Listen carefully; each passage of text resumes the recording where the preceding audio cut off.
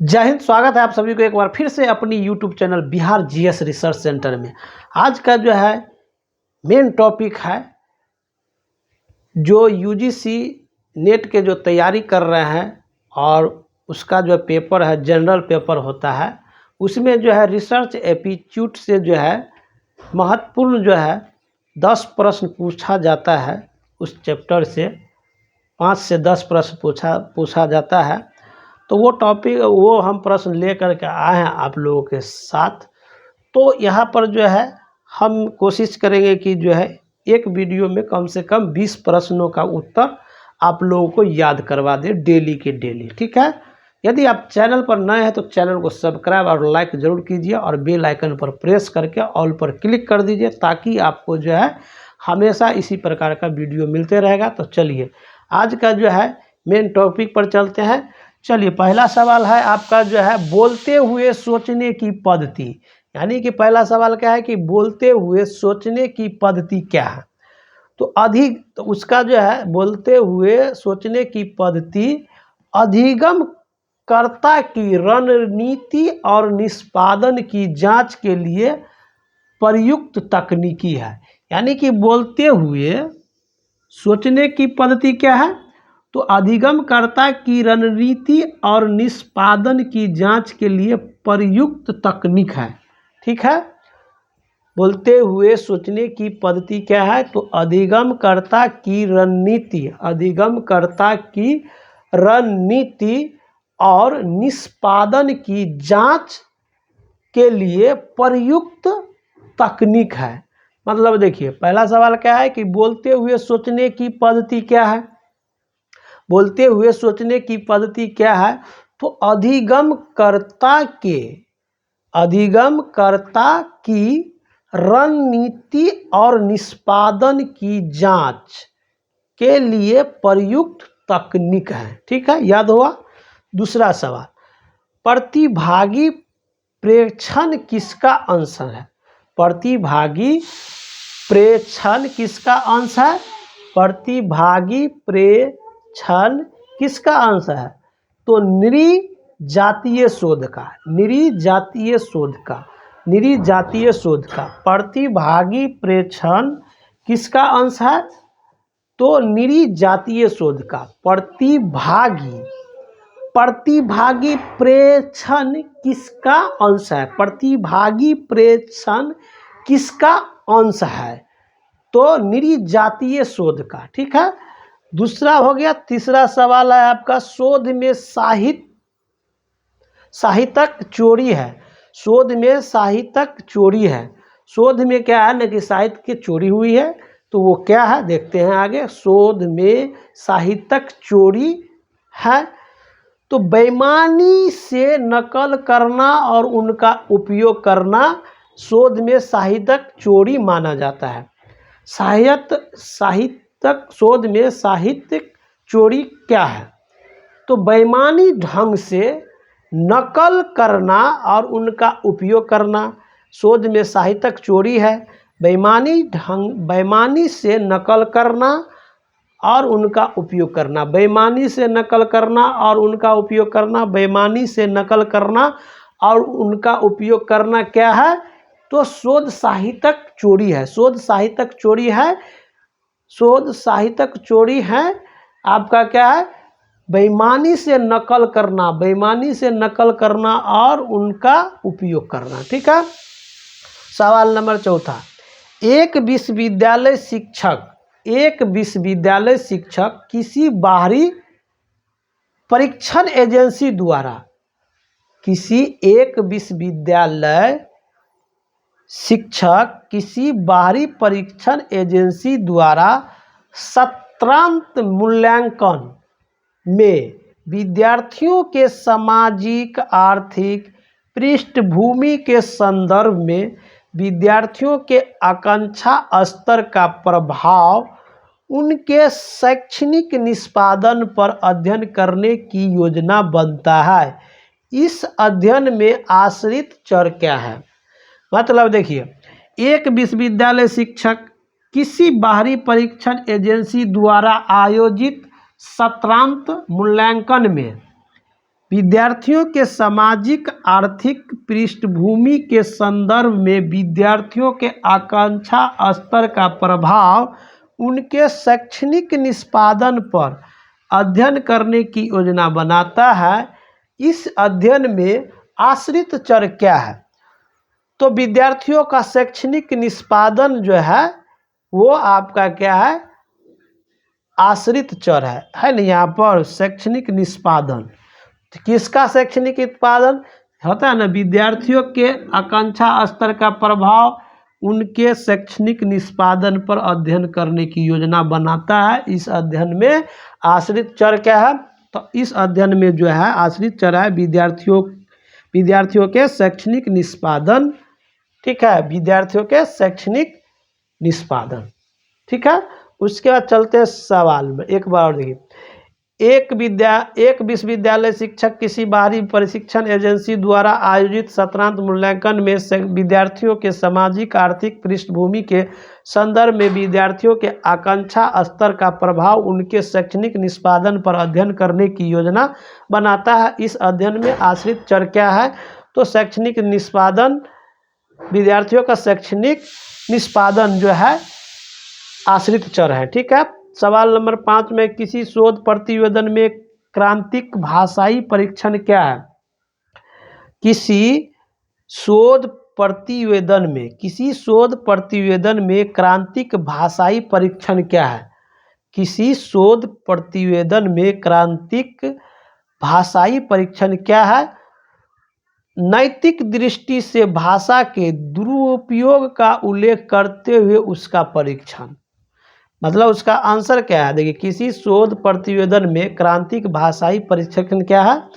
तो नैतिक दृष्टि से भाषा के दुरुपयोग का उल्लेख करते हुए उसका परीक्षण। मतलब नैतिक दृष्टि से उस भाषा का जो है दुरुपयोग करके उसको उल्लेख किया और उसका परीक्षण किया। ठीक है, तो किसी शोध प्रतिवेदन में क्रांतिक भाषाई परीक्षण क्या है? तो नैतिक दृष्टि से भाषा के दुरुपयोग का उल्लेख करते हुए उसका परीक्षण। ठीक है, अब चलते सवाल नंबर 6। शोध रिपोर्ट में दी गई ग्रंथ सूची से क्या सहायता होती है? मतलब शोध रिपोर्ट में ग्रंथ सूची से आपको क्या सहायता होती है? ठीक है, तो इसमें जो है आगे जो है शोध में रुचि रखने वालों की सहायता होती है। आगे जो शोध करेंगे उसको शोध करने में रुचि में जो है सहायता करती है। क्या है? शोध ग्रंथ सूची क्या है कि आगे शोध करने में जो है मतलब आगे शोध करने में जो है सहायता करती है। शोध रिपोर्ट में दी गई ग्रंथ सूची से क्या सहायता होती है? आगे शोध में रुचि रखने वालों की सहायता करती है। आगे शोध में रुचि रखने वालों की सहायता करती है शोध रिपोर्ट में दी गई ग्रंथ सूची। ठीक है, सवाल नंबर है 7। शोध डिजाइन में किन विशेषताओं से विशेष रूप से संबंधित है? शोध डिजाइन में क्या है? शोध डिजाइन में किन विशेषताओं से संबंधित शोध डिजाइन शोध में किन विशेषताओं से विशेष रूप से संबंधित है? क्या है? शोध रिपोर्ट में दी गई ग्रंथ सूची से क्या सहायता होती है? आगे शोध में रुचि रखने वालों की सहायता होती है। 7 नंबर में है शोध डिजाइन शोध में किन विशेषताओं से विशेष रूप से संबंधित है? तो प्रतिदर्श चयन से संबंधित है, योजनाओं का निर्माण से संबंधित है और डेटा संग्रह के टूल के बारे में निर्णय लेना से संबंधित है। शोध डिजाइन शोध में किन विशेषताओं से विशेष रूप से संबंधित है? तो प्रतिदर्श चयन से, योजना का निर्माण से, डेटा संग्रह के टूल के बारे में निर्णय लेना। ठीक है, सवाल नंबर 8। किस शोध पद्धति के माध्यम से नियंत्रित दशाओं के अधीन परिकल्पना के संदर्भ में एक स्वतंत्र चर के हेरफेर और आश्रित चर पर इसके प्रभाव की जांच की जाती है? तो प्रयोगात्मक सोच से।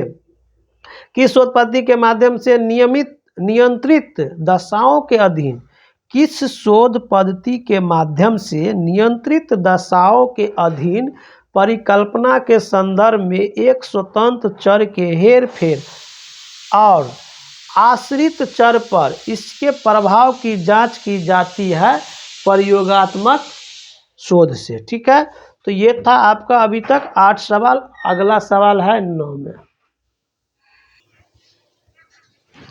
अब जो है 9 नंबर में क्या है, ऐसे अध्ययन को जिसमें शोधकर्ता का प्रायोगिक और प्लेसिबो समूह की पहचान की जानकारी नहीं होती है क्या कहा जाता है?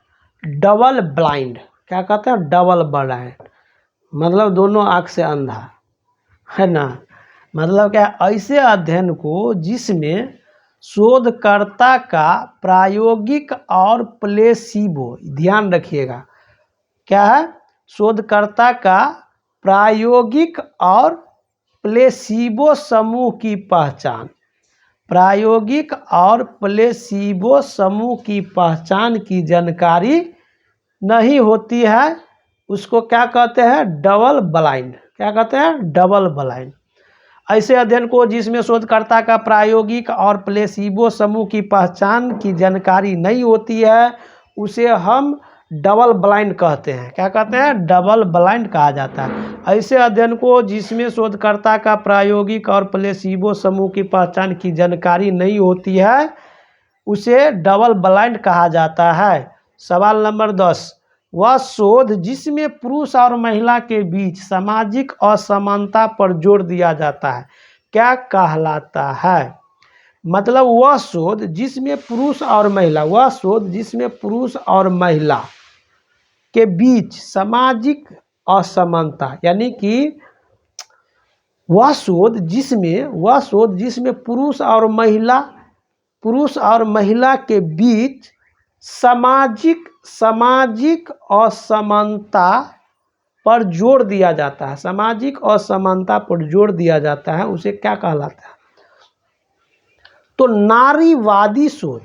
क्या है? नारीवादी शोध कहलाता है। वह शोध जिसमें पुरुष, यानी नारीवादी शोध के बीच सामाजिक और असमानता पर जोर दिया जाता है। ठीक है, नारीवादी शोध पर क्या है कि पुरुष और महिला के बीच सामाजिक असमानता पर जोर दिया जाता है। वह शोध जिसमें पुरुष और महिला के बीच सामाजिक असमानता पर जोर दिया जाता है क्या कहलाता है? नारीवादी शोध। सवाल नंबर 11, सर्वाधिक आसान अभिवृत्तिक स्केल जो एक समाकलित कोटि निर्धारण स्केल होता है, कौन होता है? स्केल निर्धारण स्केल होता है। कौन स्केल होता है? निर्धारण स्केल होता है। क्या है? 11 सवाल में सर्वाधिक आसान अभिवृत्तिक स्केल जो एक समाकलित कोटि निर्धारण स्केल होता है क्या कहलाता है? लीकर्ट स्केल। लीकर्ट स्केल जो है, लीकर्ट स्केल को हम सर्वाधिक आसान अभिवृत्तिक स्केल जो, मतलब सर्वाधिक आसान अभिवृत्ति स्केल जो एक समाकलित कोटि निर्धारण स्केल होता है। कौन सा स्केल होता है? एक समाकलित कोटि निर्धारण स्केल होता है, उसे लीकर्ट स्केल कहते हैं। ठीक है, कौन स्केल? लीकर्ट स्केल। चलिए 11 नंबर सवाल में है सर्वाधिक आसान अभिवृत्तिक स्केल जो एक समाकलित कोटि निर्धारण स्केल होता है क्या कहलाता है? तो लीकर्ट स्केल कहलाता है। 12 नंबर में है कि मात्रात्मक शोध का क्या कहा जाता है? मात्रात्मक शोध को और क्या कहा जाता है? तो संरचित उपागम कहा जाता है। क्या कहा जाता है? संरचित उपागम। मात्रात्मक शोध को क्या कहा जाता है? यानी कि मात्रात्मक शोध को संरचित उपागम भी कहा जाता है। संरचित उपागम भी कहा जाता है। किसको? मात्रात्मक शोध को। मात्रात्मक शोध को संरचित उपागम भी कहा जाता है। अब चलते हैं सवाल नंबर 13। जिस शोध विधि में समानीकरण किया जाता है जो उसी प्रकार की अन्य परिस्थितियों पर लागू होता है उसे क्या कहा जाता है? जिस शोध विधि में समानीकरण किया जाता है जो उसी प्रकार की अन्य परिस्थितियों पर लागू होता है इसे क्या कहा जाता है? केस स्टडी कहा जाता है। केस स्टडी किसे कहते हैं? तो जिस शोध विधि में समानीकरण किया जाता है, जिस शोध विधि में समानीकरण किया जाता है जो उसी प्रकार की अन्य परिस्थितियों पर लागू होता है, जो उसी प्रकार की अन्य परिस्थितियों पर लागू होता है उसे हम क्या कहते हैं? Case study. जिस शोध विधि में समानीकरण किया जाता है जो उसी प्रकार की अन्य परिस्थितियों पर लागू होता है उसे हम केस स्टडी कहते हैं। 14 का सवाल है। 14 नंबर सवाल में वह शोध अभिकल्प जिसमें निरंतर तथ्यात्मक जानकारी एकत्र करने की आवश्यकता पड़ती है। वह शोध अभिकल्प जिसमें निरंतर तथ्यात्मक जानकारी एकत्र करने की आवश्यकता पड़ती है उसे किस रूप में वर्गीकृत किया जाता है? तो अनुदैर्घ्य अध्ययन अभिकल्प के रूप में वर्गीकृत किया जाता है। अनुदैर्घ्य अध्ययन अभिकल्प के रूप में वर्गीकृत किया जाता है। मतलब वह शोध अभिकल्प जिसमें निरंतर तथ्यात्मक जानकारी एकत्र करने की आवश्यकता पड़ती है उसे किस रूप में वर्गीकृत किया जाता है? तो अनुदैर्घ्य अध्यात्मक अभिकल्प के रूप में वर्गीकृत किया जाता है। सवाल नंबर आपका आ जाइए 15। स्नोबॉल प्रतिचयन किसी प्रतिदर्श के चयन की वह प्रक्रिया है जिसमें इसका प्रयोग किया जाता है उसे नेटवर्क कहा जाता है। इसका प्रयोग किया जाता है, किसका प्रयोग की? जिसमें नेटवर्क का प्रयोग किया जाता है। स्नोबॉल प्रतिचयन किसी प्रतिदर्श के चयन की वह प्रक्रिया है जिसमें इसका प्रयोग किया जाता है वह है नेटवर्क। ठीक है, क्या? नेटवर्क। स्नोबॉल प्रतिचयन किसी प्रतिदर्श के चयन की वह प्रक्रिया है जिसमें इसका प्रयोग किया जाता है वह है नेटवर्क। तो रिसर्च एप्टीट्यूड में आपका टोटल मतलब रिसर्च मेजर ऑफ डिफिनेशन पिछला वीडियो में देख लीजिएगा। और ये जो है यानी कि 18 मिनट में 15 प्रश्नों का यदि उत्तर याद हो जाता है सिर्फ वीडियो देखने से तो एक तो लाइक और सब्सक्राइब तो बनता है। ठीक है, ताकि आपको इसी प्रकार के वीडियो हमेशा मिलता रहेगा। तो आशा करते हैं कि आपको जो है आज जो है इस रिसर्च एप्टीट्यूड में जो है कुल 15 प्रश्नों का उत्तर आपको जो है याद हो गया होगा। तो आज के वीडियो में इतना ही। यदि आपको जो है वीडियो पसंद हुआ है तो अपने दोस्तों के बीच ज़रूर शेयर कीजिए और चैनल को सब्सक्राइब जरूर कीजिए। आज के वीडियो में इतना ही। जय हिंद।